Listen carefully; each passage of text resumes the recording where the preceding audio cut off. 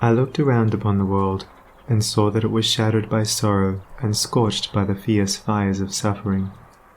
And I looked for the cause. I looked around, but could not find it. I looked in books, but could not find it. I looked within, and found there both the cause and the self-made nature of that cause. I looked again, and deeper, and found the remedy. I found one law, the law of love, one life, the life of adjustment to that law, one truth, the truth of a conquered mind and a quiet and obedient heart. And I dreamed of writing a book which should help men and women, whether rich or poor, learned or unlearned, worldly or unworldly, to find within themselves the source of all success, all happiness, all accomplishment, all truth. And the dream remained with me, and at last became substantial, and now I send it forth into the world on its mission of healing and blessedness, knowing that it cannot fail to reach the homes and hearts of those who are waiting and ready to receive it. James Allen.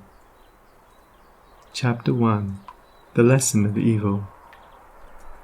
Unrest and pain and sorrow are the shadows of life. There is no heart in all the world that has not felt the sting of pain. No mind has not been tossed upon the dark waters of trouble. No eye that has not wept the hot blinding tears of unspeakable anguish. There is no household where the great destroyers, disease and death, have not entered, severing heart from heart, and casting over all the dark pall of sorrow. In the strong and apparently indestructible meshes of evil, all are more or less fast caught, and pain, unhappiness, and misfortune wait upon mankind. With the object of escaping or in some way mitigating this overshadowing gloom, men and women rush blindly into innumerable devices, pathways by which they fondly hope to enter into a happiness which will not pass away. Such are the drunkard and the harlot, who revel in sensual excitements. Such is the exclusive aesthete, who shuts himself out from the sorrows of the world, and surrounds himself with innovating luxuries. Such is he who thirsts for wealth or fame, and subordinates all things to the achievement of that object. And such are they who seek consolidation in the performance of religious rites.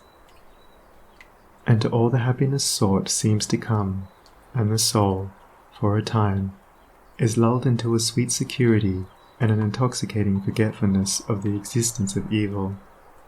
But the day of disease comes at last, or some great sorrow, temptation, or misfortune breaks suddenly in on the unfortified soul, and the fabric of its fancied happiness is torn to shreds.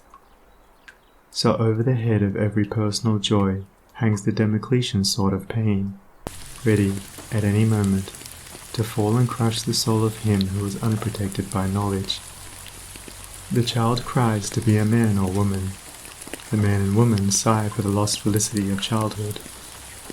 The poor man chafes under the chains of poverty by which he is bound, and the rich man often lives in fear of poverty, or scours the world in search of an elusive shadow he calls happiness.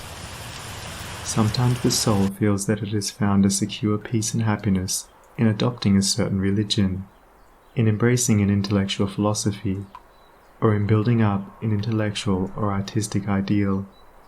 But some overpowering temptation proves the religion to be inadequate or insufficient. The theoretical philosophy is found to be a useless prop, or in a moment, the idealistic statue upon which the devotee has for years been laboring